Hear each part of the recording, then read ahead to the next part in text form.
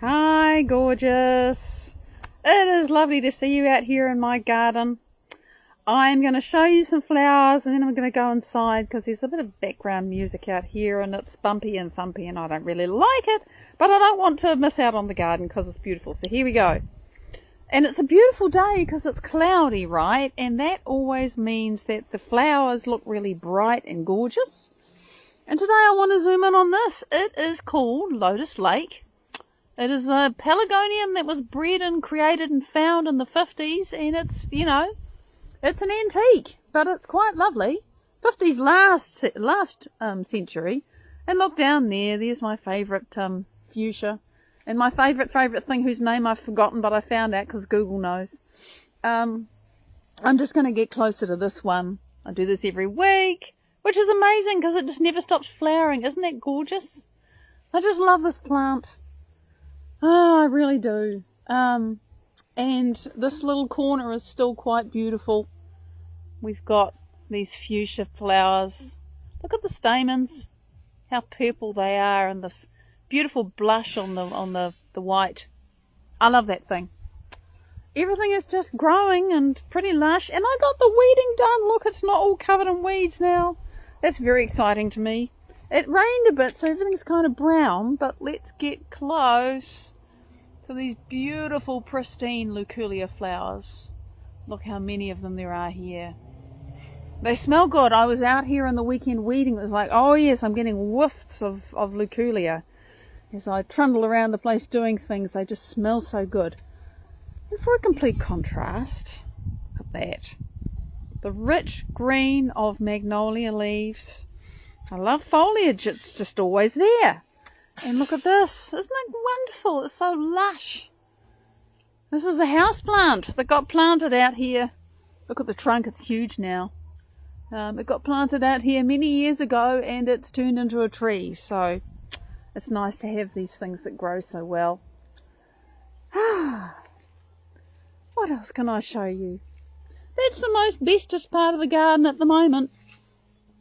This is a little bit rain damaged, but aren't they cute?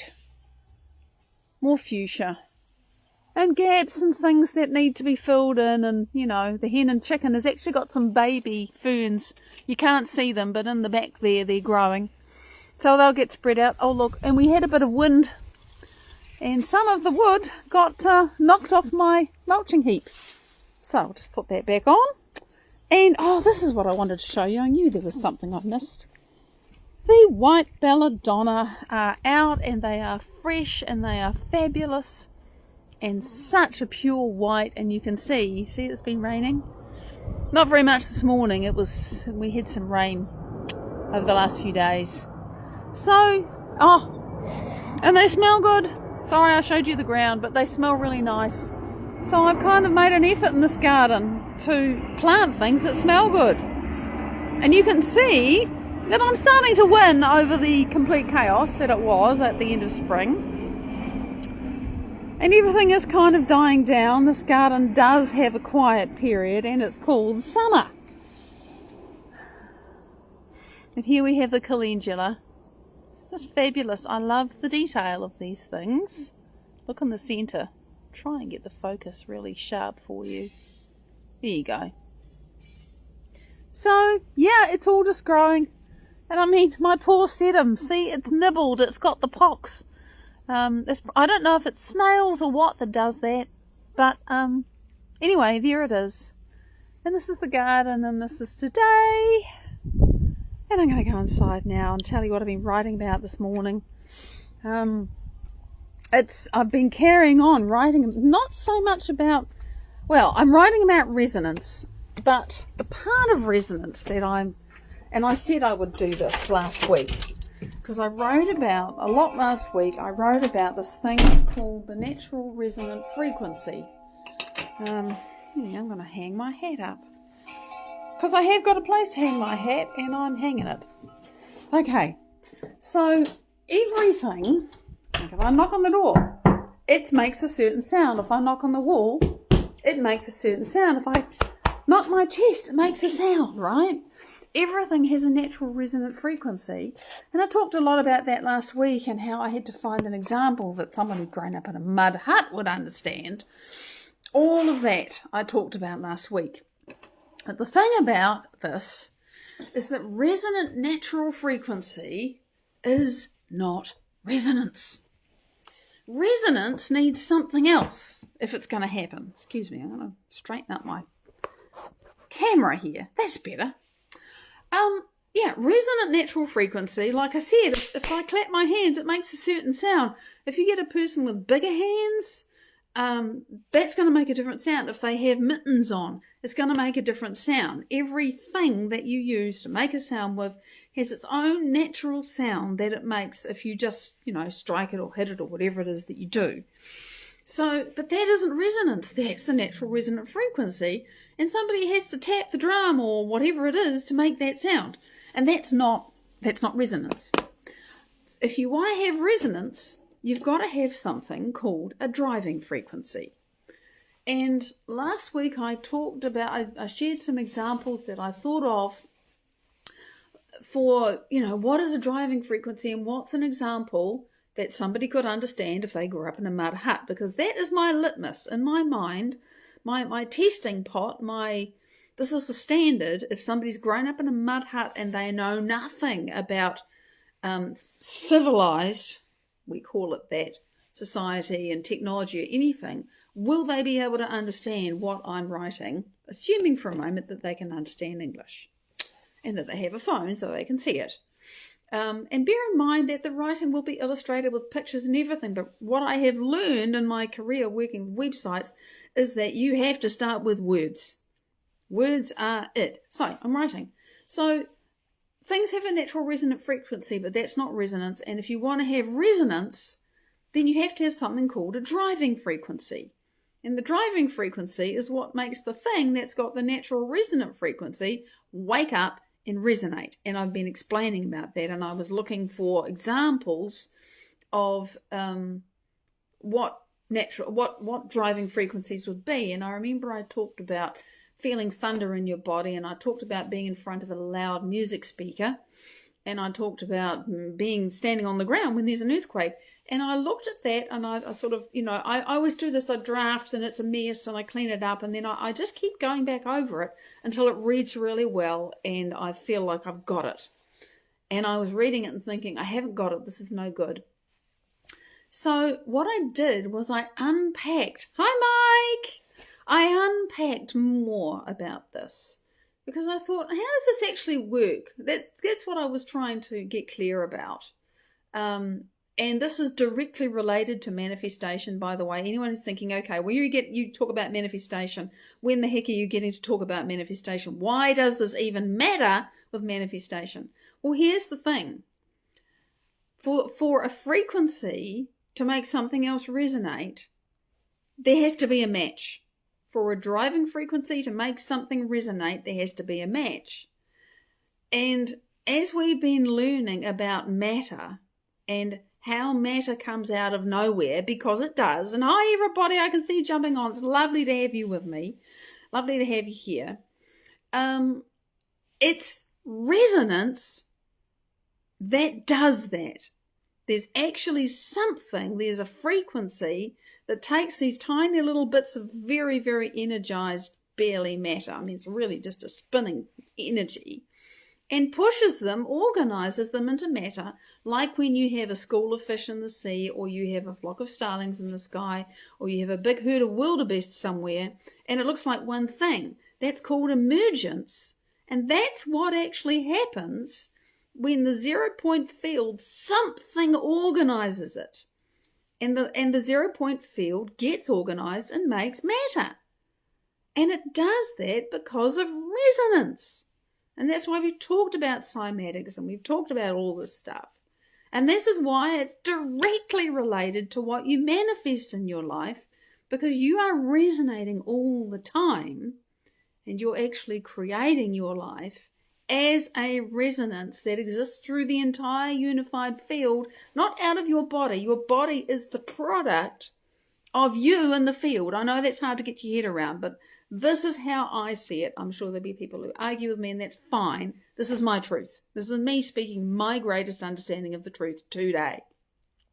So this is why I'm going to the trouble to explore and understand and figure out how resonance works. Because it's fine to say, oh, well, you've got a thing and it's got a natural resonant frequency and you have a driving frequency that makes it resonate. Really? How does that work? Hi, Teeny. Great to see you. So I thought I need to go a little bit deeper into these examples that I've given, because I thought, well, what's an experience that I've had of resonance that I can talk about? And I remember being in this very room, actually, when there was the thunderstorm going on, and there was a strike about 1 kilometre away up the road, so pretty close. And I didn't really feel the very charged sense in the air that people talk about when the lightning's really close. But the earth shook. I mean, it was... and I felt it in my body. And I thought, well, that's an experience of resonance. So I went to, because I was thinking then about, well, the wavelengths of thunder must be really long, and okay, so that's probably going to entrain with the tissues of my body, and it's entrainment, by the way. You know, when you have resonance, then it starts to entrain matter. So this is why this is relevant. It's not just boring physics. It's so real and so alive and so true for us that I just want to understand it more. So I looked up what actually happens, what creates the sound of thunder. And this was really cool, because if I knew, I had forgotten. So when you have lightning come down from the sky or go up from the earth, sometimes it goes up and sometimes it just goes sideways. It goes from cloud to cloud. You know, we've all seen the different kinds of lightning. What happens is that there's a channel that forms in the air. And this is relevant, so stick with me. Inside that channel, as the lightning travels, the air in that channel gets heated really fast, really high. Somebody's managed to measure that, and it can get up to 5 times the temperature of the surface of the sun. So when I say hot, I mean it's hot, baby. It's really hot in there. And we're not talking skin tights and high heels. It's just really, really hot. So that air gets heated up, it gets ionized, it turns into plasma, tra-la-la-la-la. We're going to ignore all of that because it's not relevant right now. It happens in an instant. As soon as the lightning goes away, that air cools, and it cools really fast. And you may or may not know, many people know, but some people are not aware, that when air is heated, it expands. And we've all had the experience of having a water bottle, and you've closed the top and you've been in a warm room. And then you go outside and it's colder outside, and you open the top and you hear when you open it, because the warm air that you trapped inside the bottle when you closed the top of your water bottle the last time you finished drinking from it in the warm room, you go outside, that warm air shrinks, it contracts because it's cooled off, it's lost energy. The molecules are basically bouncing around less, so they need less space. And so it contracts, and so when you open that lid, you see, you know, the bottle's kind of got dents in it, and you open the lid and they all pop out because the air pressure can equalize, and, you know. So we've all seen that. That's an example of air shrinking because it got colder. So if you think about air, which is whatever temperature it is before there's a thunderstorm, and then 50,000 Fahrenheit, I just happen to remember that, but 5 times the temperature of the surface of the sun is how hot it can get. So it heats up, and then the lightning's gone, and it cools down really fast. And so what happens is that because the air in that channel gets so hot, and it's actually ionized, it's broken up, it turns into plasma. I mean, that's the whole point of lightning, it's plasma. When that's finished, there's a void, there's a vacuum. And this air, and that space cools, because the lightning's not in it, making it 50,000 Fahrenheit anymore. And so everything contracts again. You know, there was heat, there was expansion. It gets cold really quickly, and the air literally goes like this. You know, there's a void and it's hot, there's expansion. It cools really quickly, it goes bang. And I thought, well, how do I explain how that turns into thunder? Because I understand that, but really, if you've never thought about it, how do I explain that? And I thought, well, if you drop a big rock into water, the reason why it goes splosh is because the rock, and when it enters the water, it displaces the water sideways and up, but it displaces the water sideways. You know, if you see somebody dropping a rock into water and there's a camera underwater, you see it go down. There's all these bubbles. It makes a column. So the rock pushes the water away, and then as the rock drops, the water comes back in. And from the top of the water, you see, you drop the rock and there's a splosh, and then you get those expanding circles that go out from where the rock was dropped in. And the sound waves from thunder are exactly the same. The lightning displaces, heats, fries, ionizes, practically destroys. It doesn't destroy it, but it does really powerful things to the air, which is more or less gone. It creates a hole in the air, and then as everything cools, the air that's around it rushes and it goes boom, and then the sound waves go out. And that's what we hear as thunder. And so there are waves traveling out, and they hit our body and we feel it internally. I'm thinking, okay, most people can hopefully can understand that, because I broke it down. I understood it better myself. And then I was thinking, and then the example that I talked about last week is, we talk about making a drum. You just, make a drum. You get a tree stump, a piece of tree stump, and you hollow it out, because this is what people do when they make drums. Or you find one that's hollow if you're really lucky. It's probably how it happened originally. Somebody found a tree stump that had rotted out in the middle, and they happened to kick it and thought, oh, that made a sound. And they might have hit it with their hand or a stick and gone, oh, I think I'll take that with me. I'm going to, take that away. And then they found out one day that if they leveled off the end and stretched a skin over it, you have something you can hit, and that's a drum. So I use the example of, let's say we make a drum, we get something like this, we hollow it out, we put a skin over the end, and it's a drum, and you hit it and you make a certain sound with it. And then I expand on that story and say, okay, let's say you have a friend and you've both made a new drum, and you've agreed that you're going to meet and you play your two drums together, because that's cool, we made a drum, let's see how they sound. And surprise, surprise, when the two of you meet, your drums actually make the same sound. Which is, and I actually put in the writing, they have to make the same sound so I can tell you this story. Otherwise it doesn't work. So, and your friend is playing a tune, or playing a new rhythm that they've made up, and it's really cool, and and the drum's like this tool, so you got it between your legs, and you got your hands on the drum while you're listening to them. And they're drumming away, and you're thinking, wait a minute, hang on a minute, I can feel something in my hands. I can feel the rhythm that my friend is playing in my hands. What the hell is going on? And what's going on is that your friend's drum and your drum are in resonance. You're not playing the drum. There is no natural resonant frequency going on because you're not hitting your drum. In fact, you're damping it. That's why you can feel the vibration in your hands. But your friend is playing their drum, and their drum becomes a driving frequency that drives your drum into resonance, because it makes sound waves of the same wavelength that yours drum naturally and easily makes. And so it's really easy when those sound waves pass through that drum, just like the thunder passes through your body, for it to go bzzz, and it wakes up and you feel it in your hands. It's funny, the weather outside, it was quite fine outside.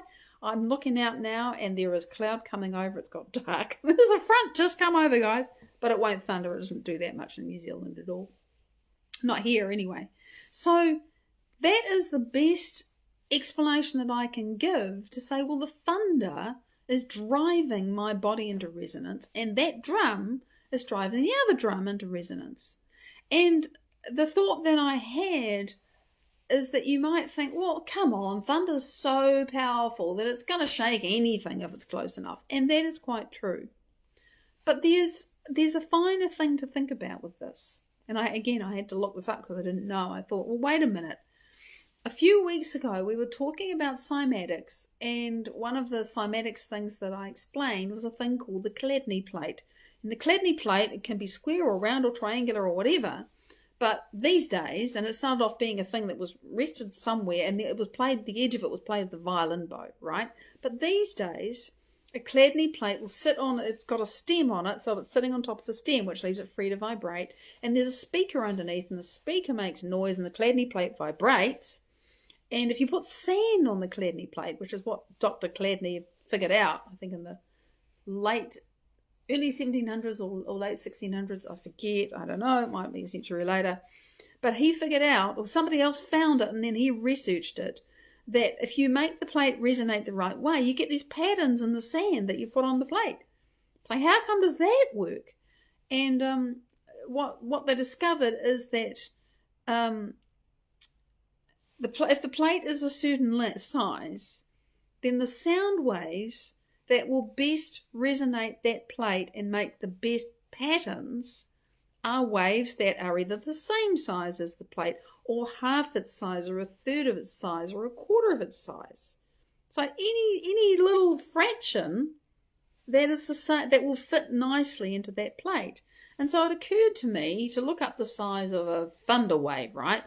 And thunder, the sound waves, I think they can be anything from like here to like several meters long. So first of all, there's a really wide range of sounds in thunder. It's not like it's a pure sound wave. It's lots and lots of different frequencies.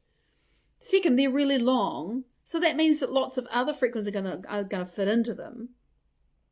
And don't you think that each of the tissues in your body has got a natural resonant frequency that's pretty short? So it's probably going to match up with some of the frequencies of thunder without any difficulty, and add to that its power, you're going to get the resonance. But that's why in my little story, the two drums have to have the same sound, because, you know, the drums aren't that powerful, but it would totally work. This is totally true. You know, I used to be a musician, so I understand this stuff. So that's natural resonant frequency. And then there's driving frequency. You put the two together, you're going to get resonance. And resonance is important because when it's powerful enough, it entrains. And this is the next thing I'm going to be writing about. Because going back to this thing where we want to manifest, right? All of us want to create something. Even if you are a gazillionaire and you have perfect health and everything in your life is wonderful, it is a human thing to want to do something new. We get bored. We need something to challenge. So we're going to look for something that we want to create, whatever that is. And then we set up ourselves with a new challenge, a new journey, a new adventure. So we all want to create something. And this concept of resonance and entraining matter to your mind, entraining a community to your goal. Maybe that's what you need to do. Entraining a garden to your idea of order.